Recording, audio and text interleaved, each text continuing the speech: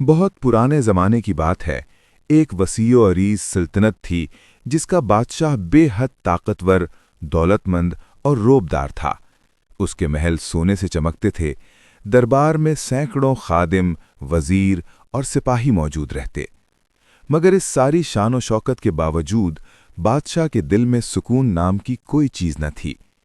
वो बज़ाहिर हर चीज़ का मालिक था, मगर दिल के अंदर एक अजीब सी बेचैनी रहती। रात को नरम बिस्तर पर लेटने के बावजूद नींद उसकी आंखों से कोसों दूर रहती। कभी उसे खौफ सताता, कभी माजी के गुनाह और कभी मुस्तकबिल का अंदेशा। बादशाह के शहर के किनारे एक फ़कीर रहता था। न उसके पास महल था, न खजाना, न खादिम। उसके पास अगर कुछ था तो बस अल्लाह पर कामिल यकीन और एक मुतमईन दिल। वो दिन को मस्जिद के सहन में बैठकर अल्लाह का जिक्र करता और रात को वहीं सो जाता। एक दिन बादशाह शिकार के लिए शहर से बाहर निकला। जंगल में घूमते घूमते उसका काफिला बिखर गया और वो तन्हा एक वीरान रास्ते पर जा निकला। थकन और प्यास से निढाल बादशाह ने एक दरख्त के साए तले बैठे फ़कीर को देखा। बादशाह ने गुरूर भरे लहजे में कहा, ए फ़कीर, क्या तुम जानते हो मैं कौन हूं? फ़कीर ने सुकून से जवाब दिया, आप एक इंसान हैं जैसे मैं हूं।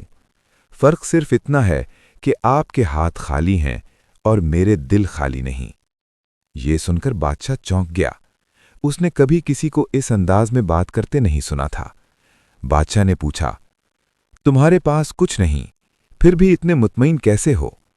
फ़कीर मुस्कुराया और बोला, क्योंकि मैंने सब कुछ अल्लाह के सुपुर्द कर दिया है, और जिसने सब कुछ अल्लाह के हवाले कर दिया हो उसे किसी चीज़ का खौफ नहीं रहता। बादशाह का दिल कांप उठा। उसने आह भरी और कहा, मेरे पास सब कुछ है, मगर मेरा दिल खाली है। क्या तुम मेरे लिए दुआ करोगे?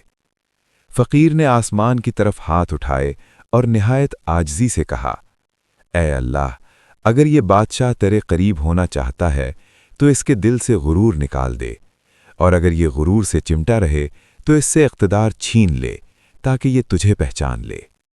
बादशाह ये दुआ सुनकर लरज़ उठा। वो पहली बार किसी दुआ से डरा था। वो बगैर कुछ कहे वापस महल लौट आया।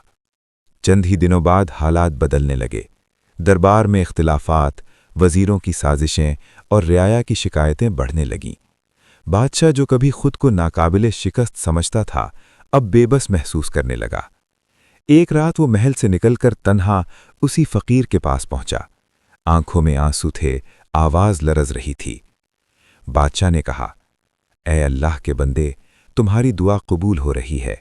मेरा गुरूर टूट रहा है। मुझे बताओ, मैं अब क्या करूं? फ़कीर ने नरमी से कहा, बादशाह सलामत, तौबा कर लीजिए। अल्लाह का दरवाज़ा कभी बंद नहीं होता। रियाया पर जुल्म छोड़ दें, इंसाफ कायम करें और खुद को अल्लाह का बंदा समझें, मालिक नहीं। बादशाह वहीं ज़मीन पर बैठ गया।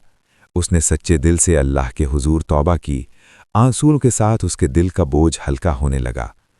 अगले दिन से बादशाह बदल गया। उसने जालिमाना कवानीन ख़त्म किए, मजलूमों को इंसाफ दिया और बैतुल माल के दरवाजे गरीबों के लिए खोल दिए। वो अक्सर फ़कीर के पास जाकर नसीहत सुनता।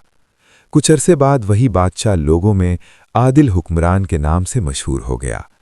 उसके चेहरे पर सुकून था, नींद गहरी थी और दिल अल्लाह की याद से आबाद था। फ़कीर ने एक दिन मुस्कुराकर कहा, बादशाह सलामत, अब आप वाकई अमीर हैं।